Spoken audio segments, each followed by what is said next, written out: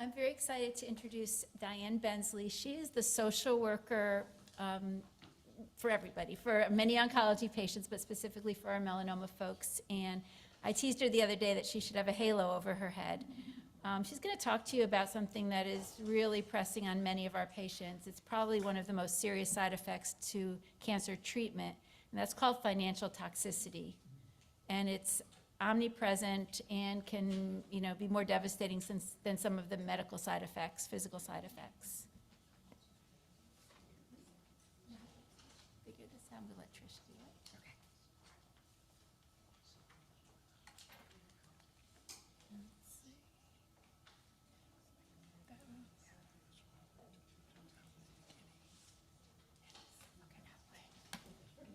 Just so here's a pointer. Click forward, back. Okay. Green if you want. Bring up the screen. Okay, I think I've got it. All right, good afternoon, everybody. I'm Diane Bensley, like Paula said, and I'm here to talk to you today about financial toxicity due to cancer treatments. I am one of 4 oncology outpatient social workers in the cancer hospital, and financial toxicity really just simply refers to the financial hardships, the financial stress, financial burden that some of our cancer patients can experience while they're undergoing their treatments. As oncology social workers, we try to help reduce the financial toxicity any way that we possibly can. So some of the financial challenges that patients face during cancer treatments are the cost of treatment and out-of-pocket expenses. We know that cancer treatments can be very expensive. Even if you have good insurance, you still have co-pays and deductibles that can add up really quickly.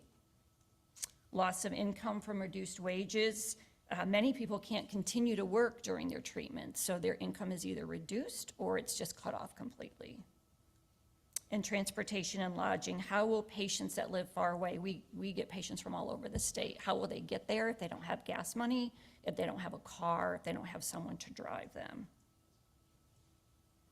So we also know that financial toxicity can lead to reduced health outcomes. And this can happen very easily if patients, again, can't afford transportation to get to us. That can delay their diagnosis and it can delay their start of treatment. In patients, they just may not want expensive treatment if they don't have insurance. They may just say, I'm not going to do this, or I don't have money to pay my bills if I have to stop work. Other patients, and we've heard of this, have to make choices between expensive medications that they have to buy, or do I pay my household bills, or do I pay for food this month? And financial toxicity can also negatively affect patients' emotional and mental health. And again, this can cause delays in treatments. So I want to take a closer look at each of the categories that can cause financial stress. The first one is the cost of medical treatment. Obviously, this can be overwhelming, and like I said, it can be stressful for both the well-insured and the under or uninsured. We work with a lot of patients that don't have employer-based insurances. So do they have Medicare? Do they have Medicaid? Can we help them maybe determine if they qualify for Medicaid and help them to apply for this? We can't actually apply for them, but we can point them in the right direction and get them going. Maybe they would qualify for an ACA or an Obamacare marketplace plan. Again, we can kind of instruct them on how to go ahead and apply for these. We also have UNC financial assistance and pharmacy assistance. Maybe some of you have heard of this. This is for patients that don't have any insurance at all. And so these programs are based on their income, on their household income. So it depends on how many people are in their household, how many people are working. It does kind of depend on their assets. They're going to look at their bank statements and their taxes. But if we can get them the applications, and they can start applying for these. As social workers, we kind of get involved when patients maybe just are so overwhelmed, they just cannot get these applications completed, and maybe they can't find all their documents at home. There's a lot of documents, tax returns, bank statements, pay stubs. So we can kind of talk patients through how do you find these, bring them into me, I'll help you get them together. So they're great programs if folks don't have any insurance at all. In addition, UNC has a wonderful program for patients maybe whose job is ended and their employer offers them COBRA. I don't know if any of you have heard of COBRA insurance. So what it is basically you keep your employer-based insurance, but you would have to make those premium payments. You'd have to make your employer's portion and your portion, which can be really expensive. So UNC has a fabulous program where if a patient is in active treatment, meaning they're getting either radiation treatments or IV chemotherapy treatments, UNC, you can apply and UNC will make those COBRA payments for you. So it can be up to 18 months, which is what COBRA is. If you're in treatment for 18 months, UNC will make those payments for the premiums.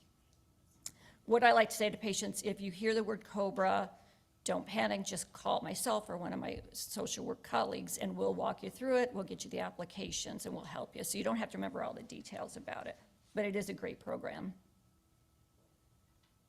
So the next category is loss of income from reduced wages. So some people who are employed may have employer-based disability benefits. They may have short-term or long-term disability. They can contact their human resource department and get signed up for those, and that'll bring in some income during treatments if they have to stop working.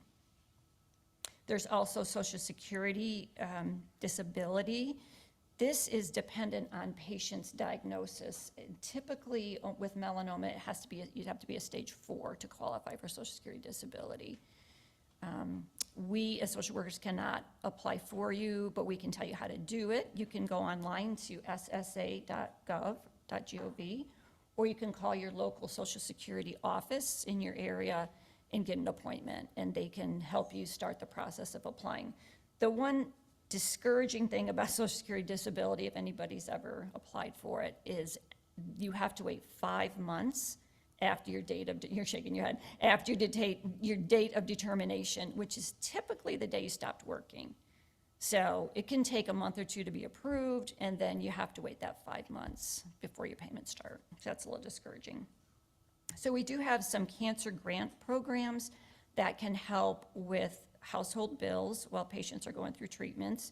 We don't have a lot right now, but we have a couple things. The one that we use the most is the UNC Cancer Patient Assistance Fund. This is based on someone's household income.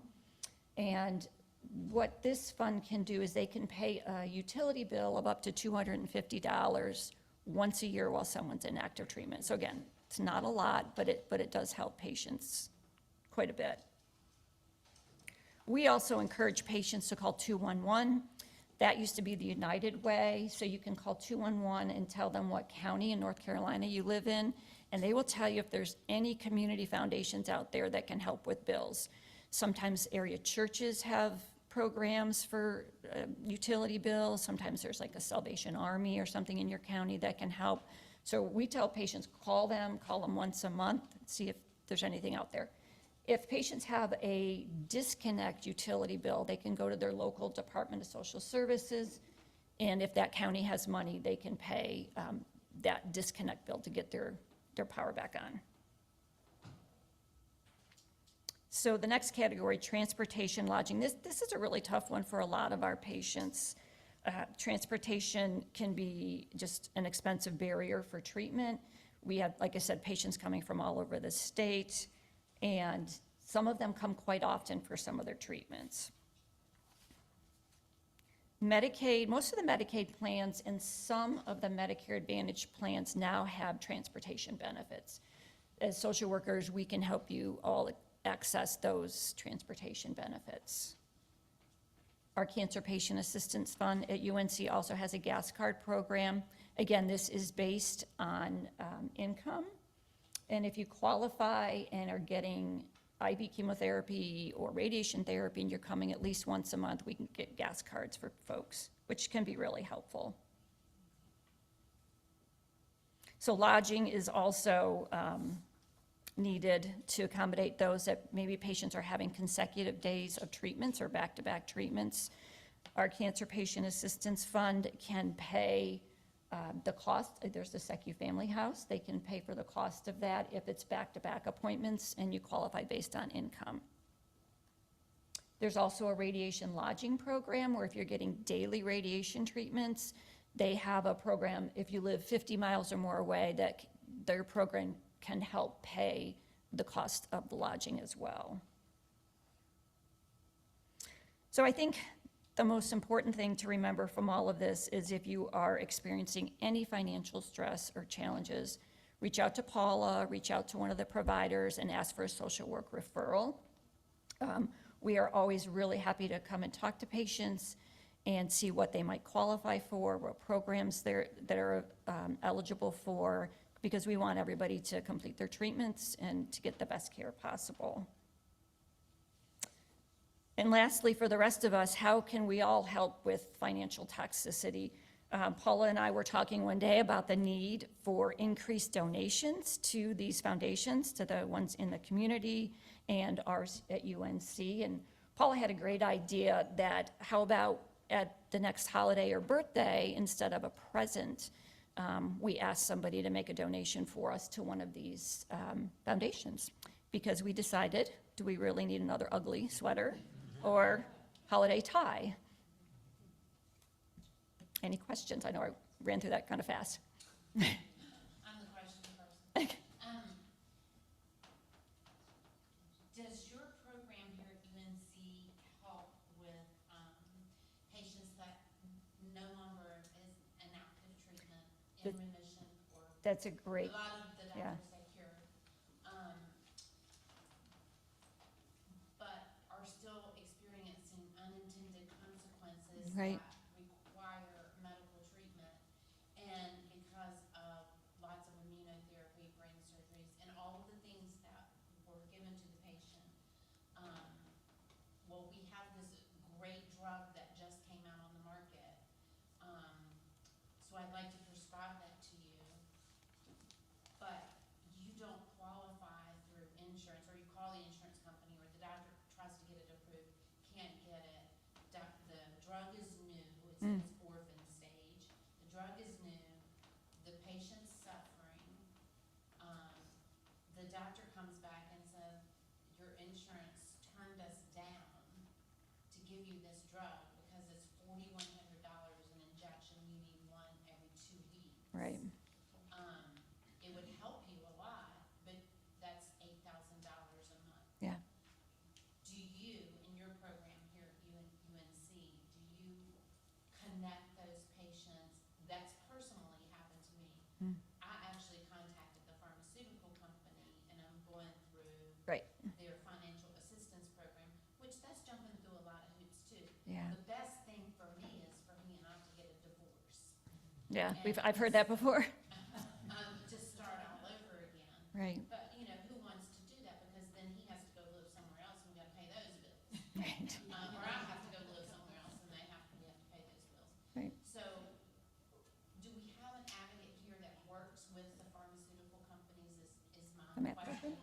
That is the advocate with the pharmaceutical companies saying, we have a patient, they can pay some, they're willing to pay some, but do we have a system? Well, I think she's talking about the MAP program, right? Well, because I spoke to Ms. Mazurko, she's talking about a medication that's treating a side effect from the cancer. Oh, gotcha. And that's where it gets tricky. Yes. Unintended consequences. Gotcha. She's not an active cancer treatment. Right. So it's very challenging. It is very challenging because our programs, can only help patients that are in active treatment, unfortunately. So what could we do collectively as a group? Because everyone's probably gonna have some unintended consequences. Yeah, I think exactly what you did. I mean, you can certainly call one of us social workers and we can, think about things. RF lady over there, get involved with her foundation, because I really think this is something that needs to go higher up.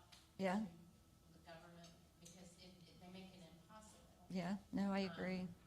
Yeah. So is that a reasonable thought or an unreasonable thought to move it on up? Yeah, absolutely. I'm not sure the pathway of that, but yeah, I mean, Is it worth researching? I definitely think so, yes.